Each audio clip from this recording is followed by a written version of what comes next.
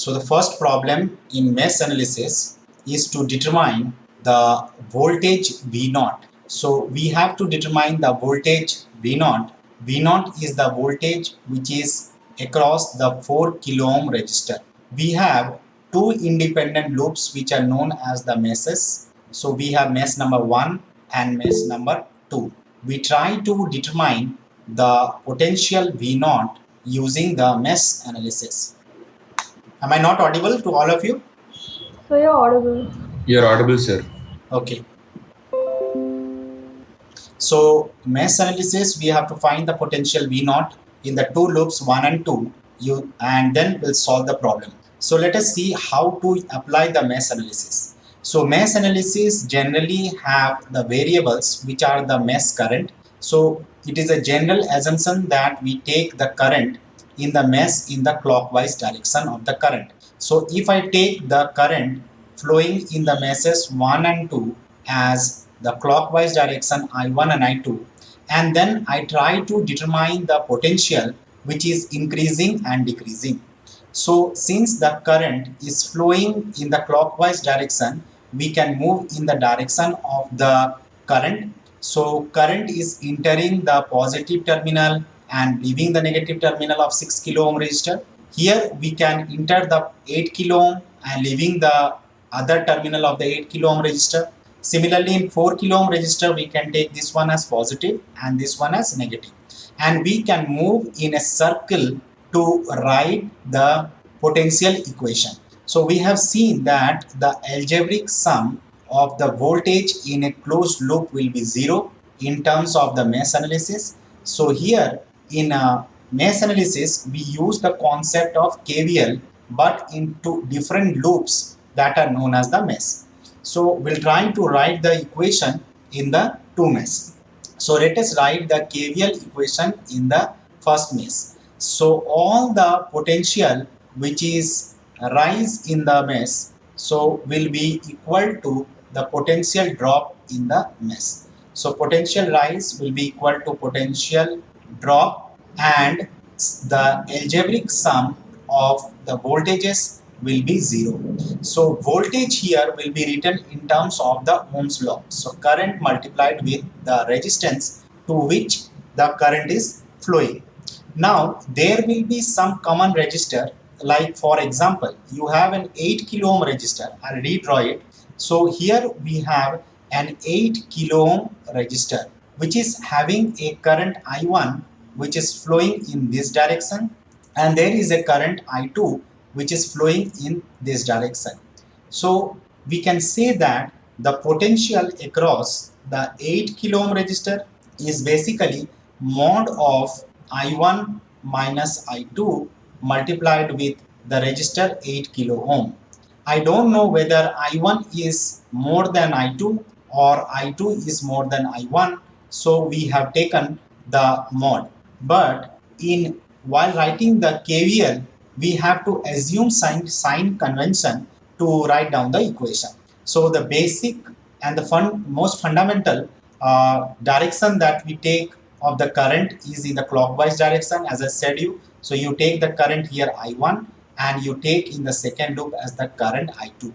Now understand the resistor which is common between the two meshes 1 and 2, you give preference to the current for which you are writing the mesh equation.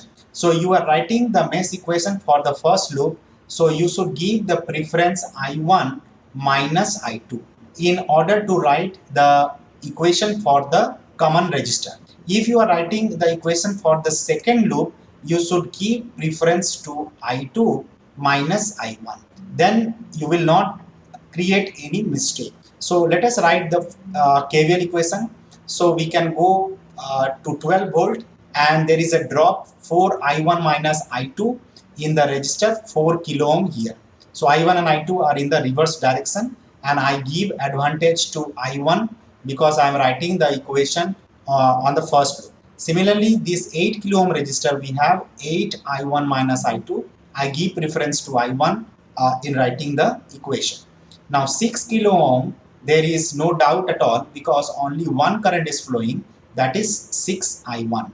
In this way, we can have our first equation in the first loop of the KVL. Similarly, if I write the second loop equation, then in the second loop, similarly we have 8 kilo ohms and 4 kilo ohms which are common. So here I give preference to I2 while writing the equations. However, 4 kilo ohm resistor, only one current is flowing, which is I2 in the loop, then it is 4I2 and the net potential is 24 volt from the source.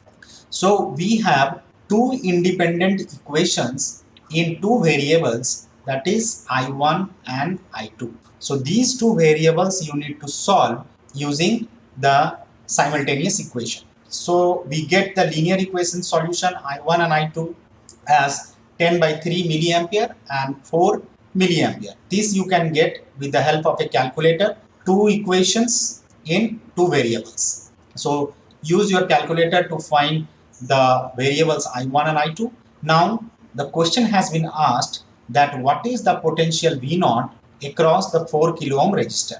So I can see that my current I2 is more than the current I1. So I can write I2 minus I1 multiplied with 4 kilo ohm resistor is the potential drop V0. So that comes to be 2.667 volt as the net answer. So this is the solution for problem 1. Problem 2, you have to apply the mesh analysis to the circuit to obtain the current I0. Where is the current I0 flowing? Current I0 is flowing in the resistor 1 ohm. So you have to find the current I0. Now in mesh analysis, I would like to say you that in lecture class also we will be studying. There are two different concepts that we study for mesh analysis. One is known as mesh analysis and another is known as supermesh analysis. So mesh analysis, you know that when we need to find the variable as the current, then we apply the mesh analysis in the loop. Now what is a supermesh? Supermesh means that if you have a current source, between two independent loops, means loop 1 and loop 2. Between two independent loops, if you have a current source, then that is known as the supermesh, and supermesh equations are written combinedly loop 1 plus loop 2. So let us see in this problem is a mesh analysis or supermesh analysis. So we have a 45 ampere current source. This current source is present between two loops 1 and 2, and there is a third loop here. Since I say that if there is a current source between two loops, then that forms a supermesh analysis. So 45 ampere is present between loop 1 and loop 2. So 45 ampere we can remove it and we can combine loop 1 and loop 2 to write the equation of KVL to form the mesh analysis. Loop 3 is independent because loop 3 we do not have any current source. So we can write the equation for loop 3 as the KVL equation. Moreover, the current 45 ampere we will be writing an independent equations for the current combining 1 and 2. So let us see the solution for this. Now here there are three loops 1, 2 and 3. These are the three independent loops. Now due to the presence of 45 ampere, I treat the loop 1 and loop 2 as supermesh. So I treat the loop 1 and loop 2 as supermesh. So in supermesh, I can remove the 45 ampere current source and I can combine the all loops 1 and 2. And then I can write one combined equation. For the two loops combined together, that to be form a supermesh. So what is the equation that I can write for a supermesh? So loop 1 and 2, that is forming a supermesh, I can write the KVL equation or the mesh analysis in the two loops combined together. So we have a 5 ohm resistor where the current I1 is flowing. So here the current I1 is flowing. The resistor 1 ohm, there are two currents flowing, which is I1 minus of I3. There is a resistor 4 ohms where the current I2 minus I3 is flowing. If you can observe, I am giving preference to I2 because I am writing the equation for this particular loop. I have not taken I3 minus I2. I have taken I2 minus I3. So that together with a source of 180 volt, I can write the KVL equation. So this will form my first equation, which is a supermesh equation. Now there is one independent loop, which is the loop 3. So I have taken the loop 3 to write the equation. So I have a 2 ohm resistor where the current I3 is flowing, 4 ohm resistor where the current I3 minus I2 current is flowing. Now I have given the preference I3 over I2 because I am writing the KVL equation for the third loop, and we have a 90 volt source. So this is the loop equation for, and there is 1 ohm resistor also, which is the current flowing is I3 minus I1 because we will give preference to I3.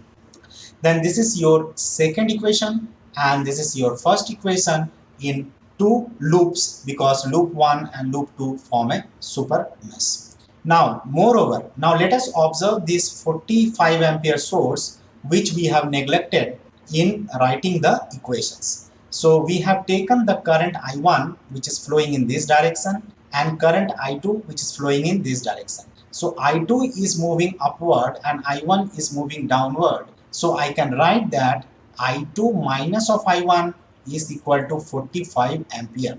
So this is my third equation. This is the first equation. This is the second equation. So I can use these three equations to find the variables I1, I2 and I3. So three variables can be solved using three equations. So I will be getting, however, our solution requires to be find what is I0. So the I0 value which is flowing through 1 ohm resistor is between the mesh 1 and mesh 3. So let us observe the solution which we get for I1 and I3. So we can say that if we subtract I1 minus I3 is the current which is flowing through 1 ohm resistor. So that is equal to minus of 26 ampere. So here minus sign is there, which means that current has to flow like this in the opposite direction. But since the direction of I0 is given in the problem, we can't change the direction and our answer representation has to be minus of 26 ampere. Plus 26 ampere here will be a wrong answer because the direction of the current is already specified in the problem. So this is the problem number 2. Problem number 3, you have to determine the power which is delivered by the source. So here I'll take the voltage source. So what is the power that is delivered by a 10 volt source? So we can see that we have loop number 1, loop number 2 and loop number 3. If you observe, 1 ampere source is connected between loop number 1 and loop number 2. So that will form a super mesh. 2 ampere source is connected between loop number 2 and loop number 3. So that will also form a super mesh. It means that we can combine 1 plus 2 plus 3 part of the loop. That is, we can remove this part, we can remove this part and combine all these together to form the super mesh equations. And then we can determine the power. Power is equal to voltage multiplied with current. So voltage here is 10 volt. So what is the current which is coming out from here? If we determine, then we can determine the power. Let us see the solution. So as I said that these form the super mesh, but since the current direction is given to us, so is it possible to write the KVL in the full loop? So total loop we are going to take the outer loop, and we try to determine the KVL. So let us see how to determine that. So let us take a variable I, which is the current originating from the source I.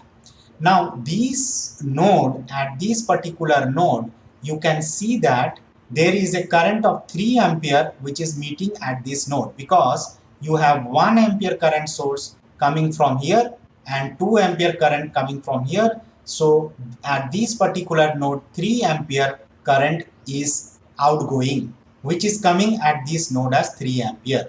It means that 3 ampere plus the current I, which is coming from this side, will combine together to come out of 3 plus I. Then in that case, we can write the drop in this resistor and this resistor of 1 ohm, because the same current will be flowing in this two resistor. Now, since 1 ampere current is moving out of this node and 3 plus I current is entering this node, so basically in this particular resistor there is a current of 2 plus I, and this resistor 1 ohm is also in series, so the same current will be flowing in this resistor. Now the entire loop is completed. We can write an equation of KVL in the outer loop having knowledge of the current in a particular resistor. So the current value after solution we are getting as I equal to 0. It means that if the current is 0, that means the power, which is the product of the voltage into current, will be also 0. So 0 watt is the power which is supplied from the voltage source. Let us take problem 4th. So in the problem 4, we have to apply the mesh analysis to determine the unknown current Ix and Vx. Now in this problem, there is a source 50 volt, 4 Ix voltage source, 3 ampere current source, and Vx by 4 as the current source. Now first we'll classify what type of sources is that. So here 50 volt source is a independent source. So this source is independent source. However, this source is dependent source. So I have taught you in lecture class that dependent source will be represented with a diamond symbol. So there is a diamond symbol, and positive and negative means it is a voltage source, and here in the magnitude it is dependent on the current Ix. So I can say this one is current controlled voltage dependent source. Current controlled voltage dependent source. Here this is a diamond symbol, means it is a dependent source. There is an arrow symbol which indicates that it is a current source. However, the magnitude is dependent on Vx, which means this is voltage controlled current source. So the source is current, but it is controlled by the voltage. So where is the voltage Vx? Vx is the potential which is across the 2 ohm resistor. There is a current source, but since it is a circle, we can say this one as independent current source because there is an arrow. So independent current source. And Ix is the current which is coming from 50 volt source. So determine the value of Ix and Vx in the circuit.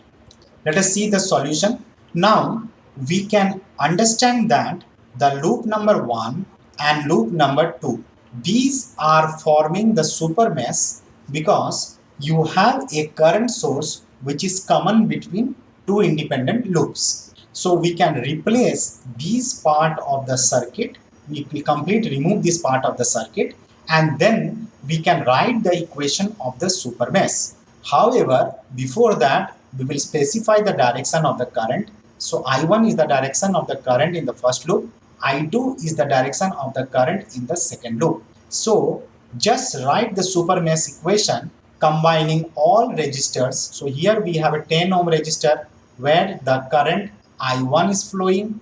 There is a 5 ohm resistor where the current I2 is flowing. There is a 50 volt source and there is a voltage source of 4 Ix. So we combine those and write the supermesh equation in the form of Kirchhoff's voltage law. Now, if we observe that Ix and I1 is having the same direction, so we can write Ix is equal to I1, which is moving in the series circuit of 10 ohm resistor.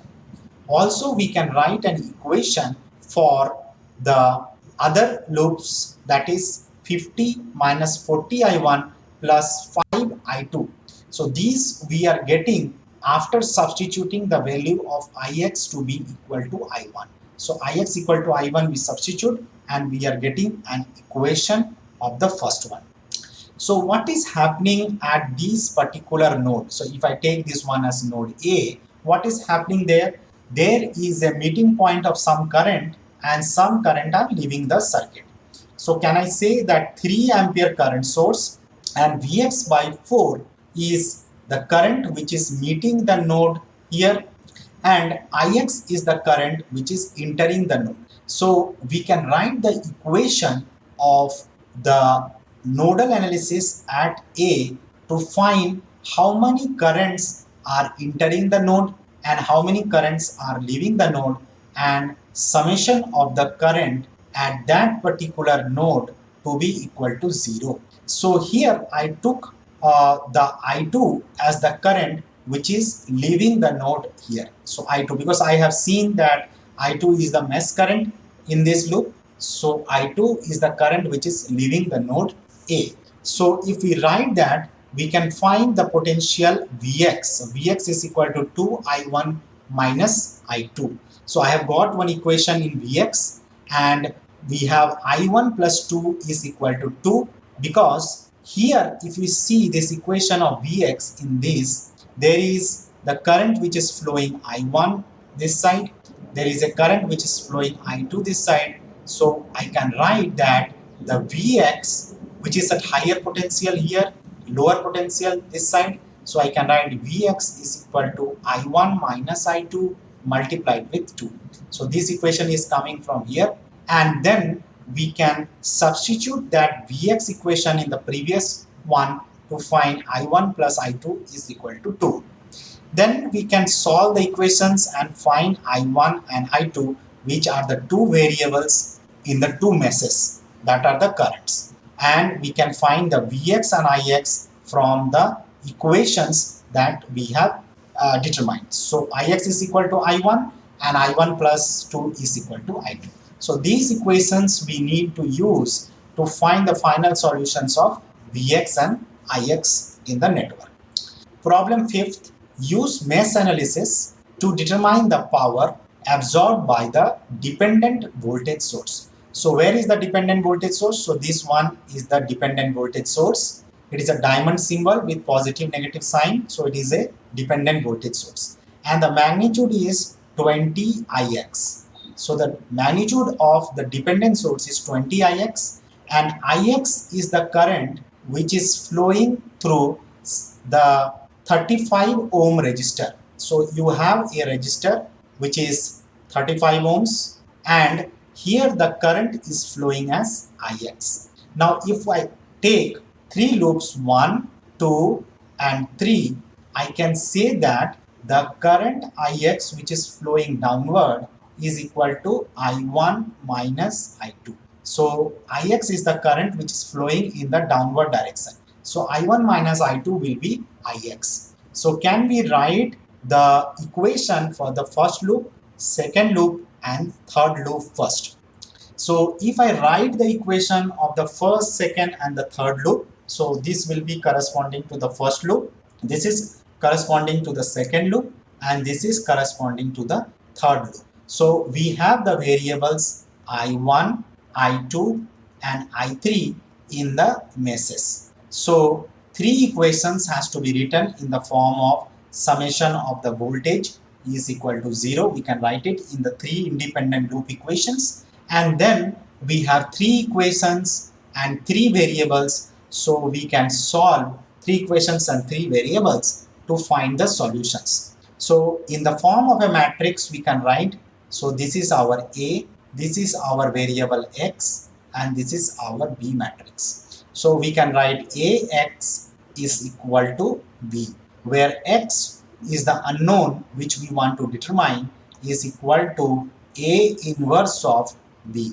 So if I find the inverse of this matrix multiplied with the B matrix, I will be getting the independent the variables I1, I2 and I3, which are our unknowns. Once I have got I1, I2 and I3, I can determine the power which is through the dependent source So this is the power equation in the dependent source. So 20 I1 minus I2 is the voltage dependent source. I1 minus I3 is the current which is flowing in the two loops. So I1 is in this direction, I3 is in this direction. So this is one I1 and this one is I3. So I can determine this is through the register that is connected through the source. So I have determined I1, I2 and I3. From here I can substitute to find what is the power in the dependent source, that is minus of 0.968 watt. So that was the solution needed. Problem 6, determine the current I1, I2 and I3. So if you can see, this one is our first mesh where the current I1 is flowing. This is our second mesh where the current I2 is flowing. This is our third mesh where the current I3 is flowing in the network. Now, what is the current which is flowing in this network? So as the 4 ampere current source is flowing in the boundary, so this I can say that 4 ampere current source is flowing in the boundary. So it means that 4 ampere source of current is flowing in this particular mesh. Moreover, if you observe that 1 ampere current source is common between 1 and 3 meshes, so that will form a super mesh. So you write the equation combining 1 plus 3 to form the super mesh equation. Moreover, if you take the direction of the current in the clockwise direction like this, so you can write the current I1 minus of I3 is equal to 1 ampere, which is the current that is flowing in this direction. So in this way, if you can write the equations of all the loops, you will be able to find the variables. So it is quite evident that I1 is equal to 4 because 4 ampere is at the boundary, which will clearly gives you the current here I1. Now mesh 4 equation you can write it. So mesh 4 equation is here, we can write it the equation, and these two will form a super mesh. So you write the equation of the super mesh combining these two loops, which is this one. So you will be having 3 equations and find the nodal equations of node C, what is happening. So here what is happening, you have a current source which is here, which we have removed in supermesh equation. So that current we are writing. So once we have written that, we will be able to find all the currents which are flowing in the different loops. So we have taken this one as the first loop, we have taken this one as the second loop, we have taken this one as the third loop, and this is the fourth loop. So I1, I2, I3 and I4 are the current which is flowing in the individual loop. However, the question is being asked that what is the current flowing in this direction? So that you have to do it by subtraction method of the two current, because that is the current which is flowing through an individual element. So I1 is equal to I2 minus I1, that is the current which is flowing through an individual element, and I2 is equal to 4 minus I4, that is 0 ampere. In this way we can solve all the variables which is being asked. So rather than solution giving in terms of the current which is flowing through an individual elements, we are going through the mesh currents. So take the mesh and write the mesh current equations in the form of a KVL, and you can obtain the solution for all the current which is flowing through the element. So let us see the problem 7th. Find the values of the mesh current. So I1, I2 and I3 are the 3 meshes here, and it is very easy to find because here the current will be flowing I1, here the current will be flowing I3, here the current will be flowing I2, and these two registers which is common between I1 and I2. So this one you can write I1 minus I2 for loop 1, and this one you can write I2 minus I3 for the 10 ohm resistor. So you can write the KVL equation for the 3 independent loops using the Kirchhoff's voltage law that has been taught you in the first few problems as well as in the lecture class. So you write the equations of the three independent loops and try to find the variables. So find the variables I1, I2 and I3. So three equations in three variables. Use your calculator to form a variable AX equal to B. So X will be equal to A inverse into B. So that will give you the solution of the current which is flowing in the individual meshes. Minus 3 ampere, I2 is 0 and I3 is 3 ampere. If you see in the solution of I1 there is a negative sign, it means that whatever the direction we have assumed, that is not correct. The actual current is flowing in the opposite direction. So the negative symbol just means the direction. Find V naught using mesh analysis. So V naught is the potential which is at this particular node. So can we find using mesh analysis what is the potential V naught? If you see there is a 5 ampere current source, it means that the current which is flowing in this loop is basically 5 ampere. So there are two loops more that need to be considered in the mesh analysis.